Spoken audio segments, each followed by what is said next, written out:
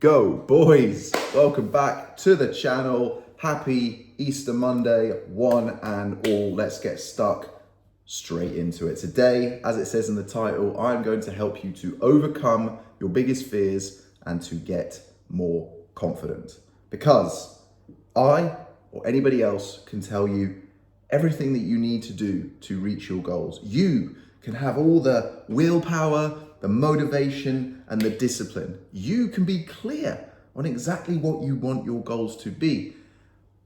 But some people are held back from all of achieving their goals because of one thing. And that one thing is fear.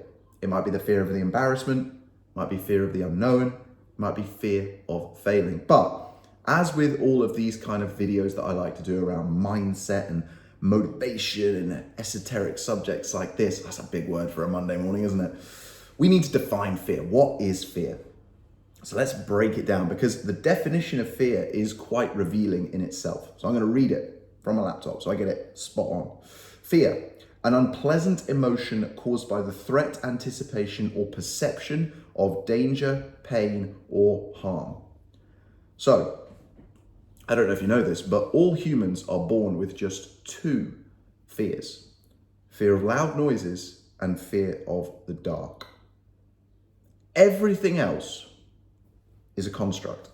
Every other fear that you've got, whether that's heights, snakes, colors, balloons, all of these other things and fears and phobias that different people have, these weird and wacky ones, we've all got them, they make us unique, but they are all constructs, they are all in our heads. And just as we constructed them, we can deconstruct them. And I'll give you an example here.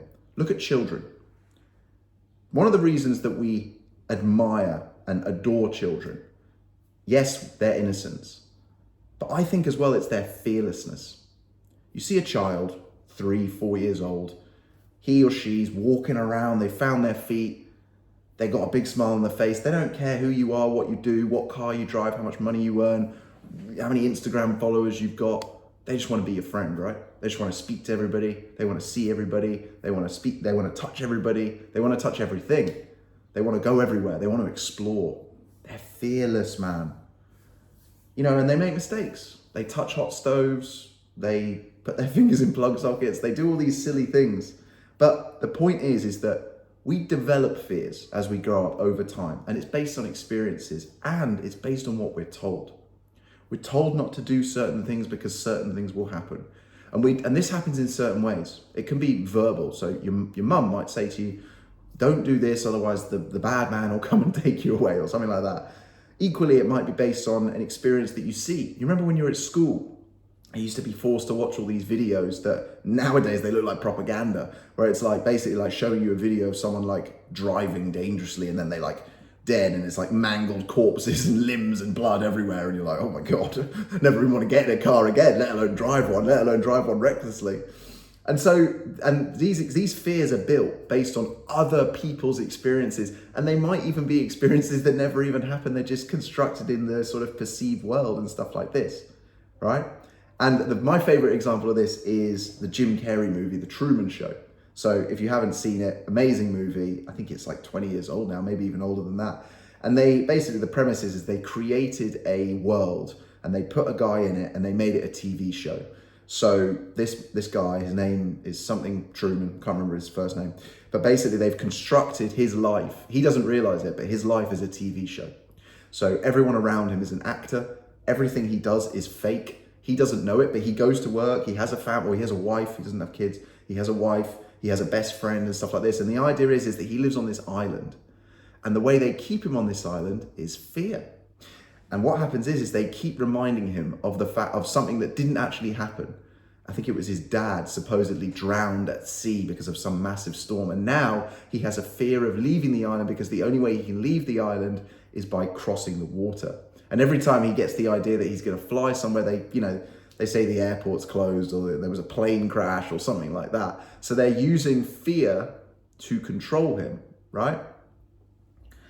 And the fact of the matter is that when we fear something, we are living in the future. If you go back to that definition, right? Let me scroll up and have a look. An unpleasant emotion caused by the threat, anticipation, or perception of danger, pain, or harm. So when we fear something, we're living in the future. We're perceiving danger. We're perceiving something bad is going to happen. We're imagining an unpleasant outcome. But that fear is entirely in our imagination. And think about it this way. Even if your fear is based on something that has happened to you in reality, the chances of the exact same outcome happening, the chances of the exact same thing happening to you is almost zero. Why? Because you're a human, you're very intelligent. You're going to change your actions. And as a result of you changing your actions, you're probably going to get a different outcome. Now, that outcome may be better, it may be worse. It may be similar, but it's not going to be the same. So your fear, the thing that is holding you back, is the very thing that is never going to happen again, probably. Now, if you're dumb and you go into the same situation and do the same thing and get the same outcome and then turn around and go, yeah, see, I told you. It's like, that's a form of self-sabotage. And it's very common. But the fact of the matter is, if you're doing that, it's self-sabotage. That fear is constructed in your head, guys. You were born with two fears: fear of the dark, fear of loud noises. It's why, for example, gyms are so scary to a lot of people. It's why people don't have confidence going into the gym, right? It's why people fear going underground. It's why people fear flying, because it's loud. It's distorting. It takes away from your sensory. It's almost like sensory deprivation in a way. And it's challenging, but you have to remember that the only difference between people who do the things that you are not doing that you want to do is that they have gotten over their fear. How have they gotten over their fear? They've realized one of two things. One, that they are in more pain than they want to be, and they want to move from pain to pleasure. And they know the only way to do that, they've removed the choice and they just have to go through the fear barrier. Or more likely, they've realized that that fear is a construct in their head. It is imagined that the only thing that can kill them is actually more likely to be the stuff that they don't do. And I think this is an important video because a lot of people are held back by their own limiting beliefs, by their own fears. So what I would say is this: the only way out of fear is through it. People talk about facing their fears, and they're very right to do that. But think about it from a fitness point of view. Everyone who has achieved a fitness goal has had to go through some kind of fear barrier. You can't avoid it, right? So for example, the first time you go to the gym, whoever you are, by the way, is going to be pretty scary, because the first time you go to the gym, you're not going to be in shape. People say, oh yeah, but that guy's genetically gifted. It's like, no. The first time anybody goes into a gym, whether that's to lift weights or to run or to row or do CrossFit or whatever it might be, they're not in good shape because they've never done it before. So everybody has that same start point, and everybody has gone through that fear barrier. And guess what? The first steps are the biggest and the hardest. And then every step after that gets smaller and easier.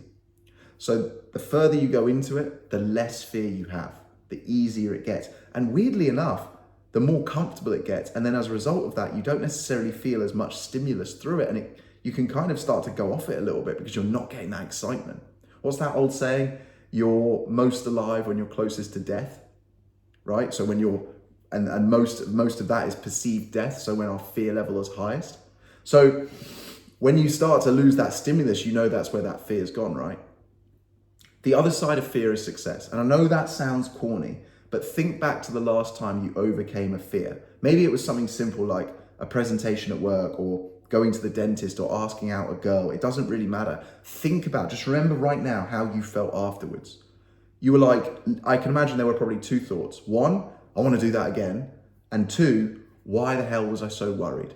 Because we instantly, in our imaginations, go to the worst place. You have to remember, your brain loves something called homeostasis, which is staying the same, right?